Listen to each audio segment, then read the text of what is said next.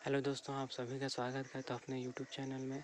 आज हम देखेंगे क्लास 7 का जियोग्राफी का 4th चैप्टर वायु। तो चलिए स्टार्ट करते हैं। फिर हमारी पृथ्वी के चारों ओर जो वायु की घनी चादर से घिरी हुई है उसे हम क्या कहते हैं? वायुमंडल कहते हैं। हमारी जो पृथ्वी है जो चारों ओर वायु से घिरी हुई, हम खुद भी वायु से चारों ओर घिरे हुए हैं, तो उसी को क्या कहते हैं? वायुमंडल कहते हैं। पृथ्वी पर सभी जीव जीवित रहने के लिए वायुमंडल पर निर्भर करते हैं। हमें सांस लेने के लिए वायु प्रदान करती है और सूर्य की किरणों के हानिकारक प्रभाव से हमारी रक्षा करती है। सूर्य सुरक्षा की यह चादर ना तो दिन के समय सूर्य की गर्मी से तप्त होकर जल सकते हैं और ना ही रात के समय ठंडी से जम सकते हैं। यह वायु राशि है जिसे पृथ्वी के तापमान को रहने योग्य बनाया गया है। ठीक है। जो पृथ्वी है उसके चारों ओर क्या है? वायु है, तो उसे वायुमंडल कहते हैं। पृथ्वी पर सभी जीव जीवित रहने के लिए वायुमंडल पर निर्भर करते हैं। हमें सांस लेना, वायु प्रदान करना और क्या करती है? सूर्य के वायुमंडल क्या करता है? सूर्य के हानिकारक किरणों को रोकता है और दिन में उसकी जो तप्त किरणों से हमें जलने से बचाता है और रात में ठंडी से जम जाने से हमें बचाता है। तो यहाँ पे लिखा हुआ है कि कार्बन डाइऑक्साइड वायुमंडल में फैलकर पृथ्वी से विकिरित पृथ्वी का ऊष्मा को पृथ्वी पर रोक कर ग्रीन हाउस प्रभाव पैदा करती है। क्या करती है? कार्बन डाइऑक्साइड जो है, कार्बन डाइऑक्साइड को क्या बोलते हैं? CO2 भी बोलते हैं। वायुमंडल में फैलकर मतलब पूरे वायुमंडल में जब CO2 फैल जाती है तो पृथ्वी से विकिरित ऊष्मा पृथ्वी को रोककर ग्रीन हाउस पैदा करती है। क्या करती है? ग्रीन हाउस पैदा करती है। CO2 के कारण ही ग्रीन हाउस पैदा होता है, इसलिए ये ग्रीन हाउस गैस भी कहते हैं। इसके अभाव में धरती इतनी ठंडी हो जाती है कि इस पर रहना असंभव है। किंतु जब कारखाने कार के धुएं वायुमंडल में इसका स्तर बढ़ाती हैं तब इस ऊष्मा के ताप पृथ्वी पर का तापमान बढ़ता है। उसे हम भूमंडलीय ताप या ग्लोबल वार्मिंग कहते हैं। तापमान में इस वृद्धि के कारण पृथ्वी के सबसे ठंडे प्रदेश में जमी हुई बर्फ पिघलना शुरू हो जाता है, जिसके परिणामस्वरूप समुद्र का जल स्तर बढ़ता है और तटीय क्षेत्रों में बाढ़ आ जाता है। और दीर्घावधि में इसके कारण जलवायु में अधिक परिवर्तन, जिसके कारण कुछ पौधे और पशु लुप्त हो जाते हैं। ठीक है।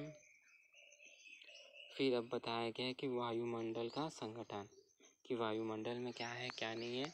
वायु का उपयोग हम सांस लेने के लिए करते हैं। तो जो हम सांस लेते हैं वो क्या है? अनेक गैसों का मिश्रण है, जैसे नाइट्रोजन, ऑक्सीजन। नाइट्रोजन और ऑक्सीजन जो है दो बड़ी गैस हैं। फिर उसके बाद छोटे छोटे गैस हैं carbon dioxide, helium, ozone, argon, hydrogen कम मात्रा में पाई जाती है। इन गैसों के अलावा धूल के कण भी मौजूद होते हैं, जो ये डायग्राम में दिखाया गया है। जैसे इसमें नाइट्रोजन 78 हो गया, ऑक्सीजन 21 हो गया, अन्य गैस 0.04 हो गया, आर्गन 0.3 हो गया, कार्बन डाइऑक्साइड 0.03 हो गया। नाइट्रोजन वायु में सर्वाधिक मात्रा में पाई जाती है। जब हम सांस लेते हैं तो फेफड़ों में कुछ नाइट्रोजन भी जाती है और वह फिर उसे बाहर निकाल देते हैं, परंतु पौधे में अपने जीवन के लिए नाइट्रोजन की आवश्यकता होती है। जो पौधे हैं वो सीधे नाइट्रोजन को नहीं ले पाते, वो क्या करते हैं? जो मृदा और पौधे की जड़ों में जो जीवाणु रहते हैं वो नाइट्रोजन को लेकर उसका जो स्वरूप बदल देते हैं, तो फिर पौधे इसका उपयोग करते हैं। ऑक्सीजन वायु में प्रचुरता मात्रा में मिलने वाली दूसरी गैस है। मनुष्य और पशु सांस लेने के लिए वायु से ऑक्सीजन प्राप्त करते हैं। हरे पादप प्रकाश संश्लेषण द्वारा ऑक्सीजन उत्पन्न करते हैं। इस प्रकार वायु में ऑक्सीजन की मात्रा समान बनी रहती है। यदि हम वृक्ष काटेंगे तो यह संतुलन बिगड़ जाता है। कार्बन डाइऑक्साइड अन्य महत्वपूर्ण गैस है। हरे पादप अपने भोजन के रूप में CO2 का या कार्बन डाइऑक्साइड का उपयोग करते हैं और ऑक्सीजन वापस दे देते हैं। जो हम मनुष्य और जो पशु यूज़ करते हैं वो ऑक्सीजन यूज़ करते हैं और हम क्या करते हैं? CO2 को बाहर निकालते हैं। मनुष्य और पशुओं द्वारा बाहर छोड़ी गई CO2 की मात्रा पादपों द्वारा प्रयोग की जाने वाली गैसों के बराबर हो, जिससे यह संतुलन बना रहता है। अगर कोयला और खनिज तेल आदि ईंधन को जलाते हैं तो ये वायुमंडल में प्रतिवर्ष करोड़ों टन CO2 उत्पन्न करता है, परंतु CO2 का बढ़ा हुआ आयतन पृथ्वी और मौसम और जलवायु सबको क्या करता है, बिगाड़ता है। जब वायु गर्म होती है तो हल्की होकर ऊपर उठती है और ठंडी वायु सघन और भारी होती है तो नीचे की ओर प्रवृत्ति करती है। जब भारी रहेगी तो वो नीचे आएगी, हल्की रहेगी तो ऊपर आएगी, ऊपर जाएगी। इस प्रकार जो वायु का है जो जल चक्र बना रहता है। दोस्तों ये क्या है, पेपर है कि इसमें बताया कि top scientist offer way out of global warming. Global warming इसमें बारे में बहुत बताया गया कि जब हम पेड़ पौधे काटते हैं तो ग्लोबल वार्मिंग बढ़ते जाता है, जिससे सूर्य का जो किरण वो हमारे पृथ्वी में डायरेक्ट इफेक्ट डालती है, जिससे बहुत ज़्यादा गर्मी पैदा होती है। ये ग्लोबल वार्मिंग के कारण ही होती है। अब देखिए जो हम जो चारों वायु से घिरे हुए उसको क्या बोलते हैं, वायुमंडल बोलते हैं। और जो वायुमंडल है उसकी कई परतें होती हैं, जैसे क्षोभ, समताप, मध्यम भाग और बहिमंडल। तो क्षोभ मंडल क्या होता है, जो हम जहाँ रहते हैं वहाँ से 13 किलोमीटर तक जहाँ पे वर्षा, कोहरा, ओलावृष्टि या इसी परत के अंदर रहते हैं। फिर उसके बाद क्या आता है, समताप मंडल। फिर उसके ऊपर से 50 किलोमीटर तक ये फैला होता है जहाँ पे हवाई जहाज उड़ाते हैं। ओजोन गैस की परत होती है ना। और ये क्या करती है, सूर्य से आने वाली हानिकारक गैसों को हमारी रक्षा करती है। फिर मध्य मंडल आ जाता है, फिर ये 80 किलोमीटर तक फैला रहता है। फिर इसमें क्या होता है, उल्कापिंड इस परत पे आने पर जल जाते हैं, ठीक है। फिर वायुमंडल क्या होता है, 80 से 400 किलोमीटर तक जहाँ पे रेडियो संचार होता है। तो ये क्षोभ मंडल हो गया, ये समताप मंडल हो गया,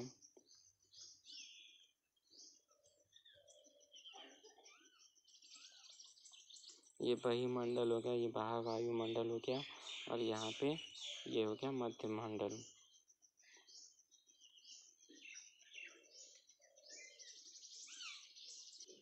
तो जो बाह्यमंडल है ये इस परत का उपयोग करते हैं, मतलब रेडियो के संचार के लिए। फिर पृथ्वी से प्रसारित रेडियो तरंगे इस परत पर द्वारा पुनः पृथ्वी पर परावर्तित की जाती है, मतलब वहाँ पे रेडियो का संचार होता है बाह्यमंडल में। फिर वो क्या होती है, पुनः पृथ्वी पर आ जाती है।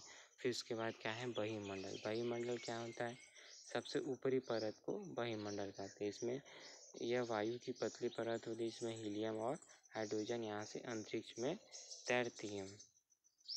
फिर देखते हैं मौसम और जलवायु। मौसम क्या होता है, मौसम वायुमंडल की प्रत्येक घंटे दिन प्रतिदिन की स्थिति होती है। और जलवायु क्या होता है, दीर्घकाल में किसी स्थान का औसत मौसम उस स्थान की जलवायु कहलाती है। जैसे मौसम से ही क्या बनता है, जलवायु बनता है। तो देखते हैं कि आर्द्र और गर्म मौसम किसी को भी चिड़चिड़ा बना सकती है, लेकिन जो अच्छी हवादार मौसम है आनंददायक बनाता है और हमें घूमने का योजना बनाते हैं। मौसम नाटकीय रूप में से प्रतिदिन बदलता है, किंतु दीर्घकाल में किसी स्थान का औसत मौसम उस स्थान की जलवायु कहलाती। मतलब जो मौसम में आज भी 10 डिग्री रहा, फिर कल भी 11, फिर 10, फिर 11, इस टाइप से अगर रहता है मौसम का टेम्परेचर, तो वो जलवायु का निर्माण करता है। पृथ्वी सूर्य की ऊर्जा का 2/8 भाग केवल 1 भाग ही प्राप्त करती। जो पृथ्वी है सूर्य के 2/8 भाग का केवल 1/8 भाग ही प्राप्त करती है। अब तापमान देखते हैं। तापमान, वायु में मौजूद ताप और शिथिलता के परिणाम को हम तापमान करते हैं। शिथिलता मतलब ठंडा, शिथिलता मतलब ठंडा हो जाएगा। फिर शीत ऋतु की अपेक्षा जो ग्रीष्म ऋतु है ज़्यादा गर्म रहता है। आयतन एक महत्वपूर्ण कारक होता है जो तापमान के वितरण को प्रभावित करता है। सूर्य से आने वाली वह ऊर्जा जिसे पृथ्वी रोक लेती है उसे आपतन कहते हैं, और आपतन की मात्रा भूमध्य रेखा से ध्रुवों की ओर घटती जाती है। इस प्रकार तापमान उसी प्रकार घटता जाता है। तो यहाँ पे मैप में ये भी दिखाया जा रहा है कि ये ताप मापी, ये ताप मापता है, ये वायु ताप मापी, ये वायु मापता है। और फिर ये वर्षा मापी, ये वर्षा की मात्रा को मापता है। ये वात दिग्दशी है, ये पवन की दिशा को मापता है। यहाँ पे जैसे ये लगा हुआ है, यदि पृथ्वी का तापमान अत्यधिक बढ़ जाता है तो इतनी गर्मी हो जाए कि यहाँ कुछ फसल उग भी नहीं पाएंगे। गांव की अपेक्षा जो नगर का तापमान है वह बहुत अधिक होता है। दिन के समय ऐसा फेल्ट से बनी सड़क और धातु और कंक्रीट से बनी भवन गर्म हो जाएंगे और रात में यह ऊष्मा मुक्त हो जाएगी। नगर की भीड़ वाले जो ऊंचे भवन है वो क्या करते हैं, गर्म वायु को रोक लेते हैं, जिससे नगरों का तापमान जो है बढ़ता जाता है। तापमान को मापने के लिए डिग्री सेंटीग्रेड का उपयोग करते हैं। जैसे जल 0 डिग्री सेंटीग्रेड पर जमता है और 100 डिग्री सेंटीग्रेड पे उबलता है। वायु दाब, पृथ्वी की सतह पर वायु के भार द्वारा लाया गया दाब को वायु दाब कहते हैं। वायुमंडल में ऊपर की जाने पर दाब तेजी से नीचे गिरता है और नीचे जाने पर और ऊंचाई पर जाने पर यह घटता जाता है। समुद्र स्तर पर वायु दाब सर्वाधिक होता है। फिर वायु दाब का क्षैतिज वितरण किसी स्थान पर उपस्थित वायु के ताप को प्रभावित करता है। अधिक तापमान वाले क्षेत्र वायु गर्म होकर ऊपर उठती हैं और निम्न तापमान वाले क्षेत्र उसका जगह ले लेते हैं। निम्न दाब बादल युक्त आकाश एवं नम मौसम के साथ जुड़ा रहता है। फिर कम तापमान वाले क्षेत्र की वायु ठंडी हो जाती है। इसके फलस्वरूप यह होता है कि भारी वायु निमज्जित होकर उच्च दाब क्षेत्र बनाती है और उच्च दाब के कारण स्पष्ट और स्वच्छ आकाश होता है। वायु सदैव उच्च दाब क्षेत्र से निम्न दाब क्षेत्र की ओर गमन करती है, मतलब जाती है। जो चांद है वहाँ पे क्या है, वायु नहीं है और वहाँ पे वायु दाब भी नहीं है। जो अंतरिक्ष वहाँ जाते हैं तो वो पोशाक पहन के जाते हैं ताकि जो शरीर के विपरीत बल लगने के कारण रक्त शिराएं फट जाती है और क्या होगा, रक्त स्रावित होने लगेगा। फिर देखते हैं हम पवन क्या होता है, उच्च दाब क्षेत्र से निम्न दाब क्षेत्र की ओर वायु की गति को हम पवन कहते हैं। यहाँ भी वही बता रहा है कि उच्च से निम्न की ओर जाते हैं तो निम्न की ओर गमन करती है वायु, उसी को क्या कहते हैं, हम पवन कहते हैं। कभी कभी पवन इतनी तेज होती है कि इसके विपरीत दिशा में चलना कठिन हो जाता है और तेज पवन से छाता लेकर चलना आसान नहीं होता। जो पवन है उसके 3 प्रकार होते हैं, 3 प्रकारों में विभाजित है। जो पवन है उसके बारे में ये स्थायी पवन, मौसमी पवन और स्थानीय। स्थायी पवन क्या आता है, व्यापारी पश्चिमी एवं पूर्वी पवनें स्थायी पवन कहते हैं। यहाँ पे वर्ष भर लगातार निश्चित दिशा में चलती रहती है। ये पवन वर्षा ऋतु में अपनी दिशा बदलती है। और स्थानीय पवन क्या होती है, ये पवन किसी छोटे क्षेत्र में वर्षा या दिन के किसी विशेष समय में चलती है, ठीक है, जो स्थानीय पवन कहलाती है। अब क्या है, ये पृथ्वी के बारे में बताया गया है कि पृथ्वी में ये उच्च दाब यहाँ पे है, यहाँ पे निम्न दाब है ना। यहाँ पे उच्च दाब, फिर यहाँ पे निम्न दाब, फिर क्या ध्रुवी पूर्वी पवन है, अर्ध ध्रुवी पूर्वी निम्न दाब। क्या होता है, उच्च दाब और निम्न दाब का जो पवन है वो चलते रहती है। यहाँ पे ये जो एरो का चिन्ह है ये बता रहा है। फिर ये ऊपर जाती तो फिर उसके बाद नीचे आती, फिर यहाँ से ऊपर गई फिर नीचे आई, फिर ऊपर गई फिर नीचे आई, इस टाइप से चलता रहता है। यहाँ पे ये एक सीधी रेखा, ये कर्क क्या हो गया, ये मकर रेखा हो गया और ये भूमध्य रेखा हो गया, ठीक है। आप देखिए यहाँ पे एक चक्रवात का वर्णन किया गया है जो मतलब 1999 में आया था। और ये क्या होता है, इससे बहुत सारे नुकसान हुए थे, पेड़ भी उखड़ जा रहे थे, कच्चे घर भी नष्ट हो जा रहे थे, औद्योगिक भवन और घरों की छतें उड़ जा रही थी, विद्युत आपूर्ति और टेलीफोन लाइन भी पूरी तरह से कट गए थे। और अचानक 7 से 10 किलोमीटर ज्वारी तरंगे आ गई, जिसके कारण तैयार खड़ी धान की फसल भी उखड़ गई। मतलब ये जो पवन है इससे बहुत सारे नुकसान हुआ। ये कहाँ पे है? ये मेन उड़ीसा और राज्य के जो तटीय राज्य है वहाँ पे आए थे। मतलब ये जो चक्रवात है भुवनेश्वर, कटक और 28 तटीय शहर उड़ीसा के पूर्वी तट को बर्बाद कर दिया। इसके लगभग 130 लाख लोग प्रभावित हुए। बहुत बड़ी संख्या में पशुओं की मौत हो गई। सब्जियां और फल का नुकसान हो गया। ज्वारी प्रोत्कर्ष से उत्पन्न हुई लवणता के कारण कृषि योग्य विशाल भूक्षेत्र अनुपजाऊ हो गए। साल, सागौन, बांस के बगान वाले विशाल भूक्षेत्र नष्ट हो गए। फिर अब आर्द्रता। आर्द्रता क्या होता है? वायु भी किसी भी समय जल वाष्प की मात्रा को आर्द्रता करते हैं। जब वायु में जल वाष्प की मात्रा अत्यधिक होती है तो उसे हम आर्द्र दिन कहते हैं और जल वाष्प धारण करने की क्षमता बढ़ती जाती है।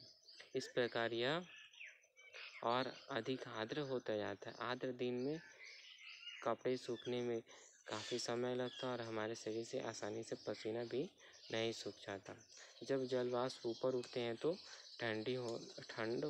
ठंडा होना शुरू हो जाता है और जल वाष्प संघनित होकर ठंडा होकर जल की बूंदें बनाते हैं।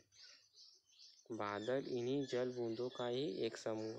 जब वो इतनी भारी हो जाती है तो वो तैर नहीं पाती, तो वो पृथ्वी में वर्षा होने लगती। आकाश में उड़ते हुए जेट हवाई जहाज अपने पीछे सफ़ेद चिन्ह छोड़ते हैं। इससे इंजनों के नीचे जो नमी संघनित हो जाती है वो वायु के गतिमान न रहने की स्थिति में यह संघनित नीचे कुछ देर तक पथ के रूप में दिखाई देती। पृथ्वी पर जल के रूप में गिरने वाला वर्षा कहलाता है। ज़्यादातर भौम जल वर्षा जल से ही प्राप्त होते हैं। पौधे जल संरक्षण में मदद करते हैं। जब पहाड़ी पार्श्वों से पेड़ काटे जाते हैं तो वर्षा जल अनावृत पहाड़ों से नीचे बहता है। निचले इलाकों में बाढ़ का कारण बनता है। क्रियाविधि आधार पर वर्षा के 3 प्रकार होते हैं: संवहनीय, पर्वतीय और चक्रवर्ती वर्षा। तो इसमें क्या क्या बताया गया है? एक तो ये चक्रवर्ती वर्षा है ना। चक्रवर्ती वर्षा है। यहाँ पे ठंडी वायु यहाँ से आ रही है, गर्म वायु ऊपर उड़ते जा रही है, तो जो गर्म वायु का स्थान वो ठंडी वायु लेते जा रही। तो गर्म वायु जो थोड़ी हल्की होती है इसलिए ऊपर चली जाती, फिर ठंडी वायु उसका स्थान लेते जा रही है। ये पर्वतीय वर्षा हो गई। यहाँ से ऐसे ऐसे ऐसे होते पर्वत वर्षा होती जाती है। और फिर ये संवहनीय वर्षा, जैसे यहाँ से गर्म वायु ऊपर उठती जाती है और ठंडी वायु ऊपर से नीचे आती जाती है। पौधे तथा जीव जंतु जीवित रहने के लिए वर्षा बहुत महत्वपूर्ण है। इससे धरातल को ताज़ा जल प्रदान होता है। यदि वर्षा कम होती तो जल की कमी से सूखा भी हो जाता है। इसके विपरीत अगर अधिक वर्षा आती है तो बाढ़ भी आ जाता है। वर्षण के दूसरे रूप को हम क्या कहते हैं? हिम, सहिम, वृष्टि तथा ओला। ठीक है। अगर वर्षा बहुत महत्वपूर्ण है। अगर ये वर्षा कम होगी तो सूखा पड़ेगा, ज़्यादा होगी तो बाढ़ होगा, इसलिए इसका संतुलन बहुत ज़रूरी है।